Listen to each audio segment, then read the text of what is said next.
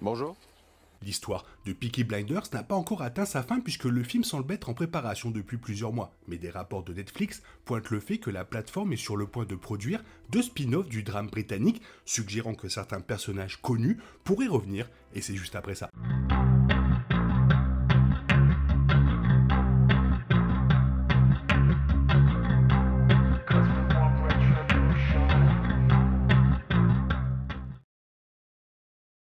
Même si le film conclura sûrement l'histoire de Tommy, Arthur et Ada Shelby, en lui donnant, espérons-le, une conclusion appropriée, les deux nouveaux spin-offs de l'univers ont encore une chance de raconter l'histoire de personnages centraux et ceux entourant apparus dans la série mère. Qui pourrait-il être est fortement influencé par le contexte de l'histoire, ce qui est particulièrement évident pour les deux spin-offs à venir. Les rares informations sur Polly Gray, l'histoire de Boston, rendent le retour de certains personnages presque certains. En effet, Polly, étant au premier plan à la fois du spin-off et de la famille Shelby, son retour pourrait ramener certains personnages secondaires et des personnages dont la série mère n'a pas du tout approfondi, comme les parents et les grands-parents de Tommy. A l'inverse, le spin-off de Boston pourrait conserver plus de mystère, d'autant plus qu'il se déroulerait quelques décennies après les événements de Peaky Blinders. Pourtant, le décor dans le temps et dans le lieu laisse entendre que certains personnages plus jeunes de Peaky Blinders pourraient revenir, même si l'on fait un titre différent.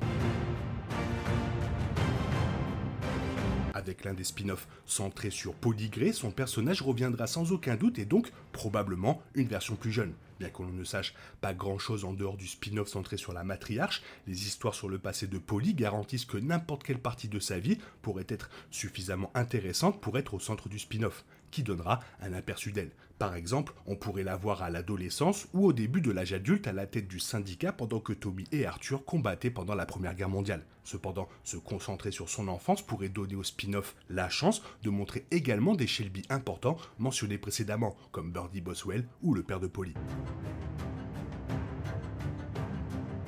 Travaillant pour les Shelby et étant l'un des personnages restés en vie de la saison 1 jusqu'à la fin, Charlie Strong pourrait faire son retour dans le spin-off de Polly, justement en raison de son rôle au sein de la famille criminelle Shelby. Bien que son rôle ait été fondamental pour établir l'entreprise de Tommy et élargir leur empire criminel sous la direction de Tommy, Charlie était là pour les Shelby quand il était plus jeune. Sa confession d'aimer la mère de Tommy dans la saison 5, épisode 6, a prouvé qu'il était déjà proche des Shelby à un titre complètement différent, ce qui fait qu'un spin-off de Polly sur sa jeunesse inclura probablement l'allié de longue date des Shelby. Tommy a menacé de se retirer de son accord d'opium avec Jack Nelson à la fin de la saison 6, en partageant qu'il serait allé au Salomon à East Boston si Nelson n'avait pas donné suite, préparant ainsi un éventuel retour d'Alfie Solomon. Alors que Peaky Blinders a facilement établi Alfie dans le tissu londonien au début du XXe siècle, la présence de sa famille à Boston pourrait rendre son apparition possible dans le spin-off de celui-ci, en particulier compte tenu de son moment apparemment du milieu du siècle. Cela présenterait un Alfie Solomon plus âgé au public, mais même une telle apparition unique pourrait permettre au spin-off de conserver la chronologie. Parmi les nombreuses histoires que Polly a racontées sur son passé, l'une d'elles se concentrait sur le fait que sa famille se trouvait souvent dans les bois, en particulier lorsque son père fuyait les autorités. Alors que l'inspecteur Chester Campbell est apparemment venu de loin dans la première de la série pour enquêter sur le lot d'armes disparu à Birmingham, ses 35 ans de carrière dans la police font de lui un ennemi potentiel des Shelby qui ont précédé Arthur et Tommy. Son apparition unique pourrait le montrer comme un policier, mêlant à nouveau son histoire avec les Shelby dans le spin-off de Polly, avant de devenir l'un des plus grands ennemis des Shelby.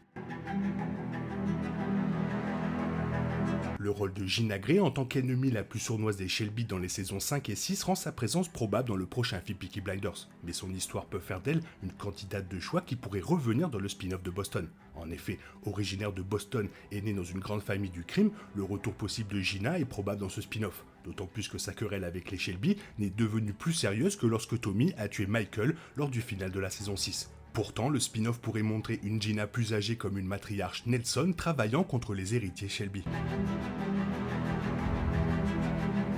Aux côtés de Charlie Strong, Johnny Dogs a été avec les Shelby de la saison 1 à la saison 6, devenant essentiellement un membre de leur famille élargie, même s'il n'a commencé qu'en tant que fidèle travailleur. Cependant, comme Peaky Blinders a laissé entendre à plusieurs reprises qu'il était de l'entourage de Charlie, le spin-off de Paulie pourrait inclure sa version plus jeune, car lui et Charlie faisaient apparemment tous deux partie de la famille criminelle Shelby pendant des décennies. Cela pourrait offrir plus d'informations sur le passé de Johnny Dogs et sur la façon dont il a gravi les échelons dans le syndicat du crime, en particulier si l'on considère la façon dont Peaky Blinders l'a montré presque uniquement comme un fidèle assistant des Shelby.